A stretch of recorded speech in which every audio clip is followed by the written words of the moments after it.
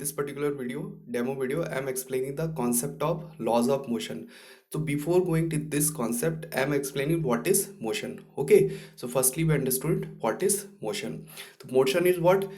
Motion is simply just a state of any particular system with respect to its reference point. Means any body, any system, whatever change occur with respect to its reference point, that is called the state. For example, this is the reference point and anybody is go to from this point to another point. So there is a change occur from this particular point to this particular point. So this is called the motion. So any change occur with respect to reference point is called the motion. Now we go to the most important concept of the motions, that is Newton's law of motions. Okay, so let's start this topic. Okay, so let's start this topic. So what is Newton's law of motion? So first law, we go first law of the motion. What is this law? So here this is very important concept before to solving any kind of problem in the motion. So before telling this concept, I am telling one thing: these all laws is valid for what kind of body? That is solid body. Okay, so body should be solid. Okay, so body should be in solid nature, not a deformable body, because if you take the deformable body, there is a stress created in the body, and these laws are not applicable for there. So these laws, Newton's laws of motions, is applicable for the solid body.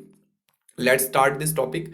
So here you see carefully. So what is Newton's first law? Newton's first law is also called the law of inertia. So what is this law? This tells about everybody continuous in a state of either rest or a uniform motion until unless is acted upon by some external agency. Means either a body in a state of rest or in a state of motion, it can't be changed without any external agency. Okay, so this law is also called the law of inertia. So this is the first law of Newton, and this is very important for any particular system. Okay, so now we move to the second law of Newton's second law. So what is the second law of Newton's second law? This tells about rate of change of momentum.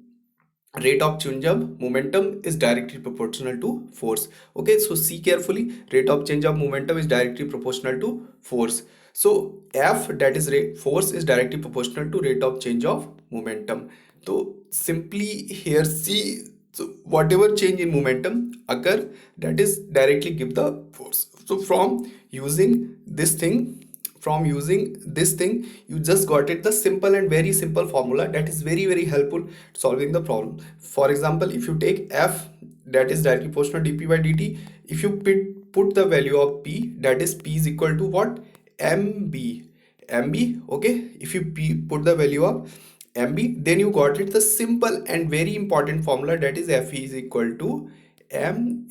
So this is very important formula to solving the problems. Okay, so this is a demo video. I can't explain more how to got it. I'm just giving the idea how to solve the problem. So this is the Newton's second law of motion.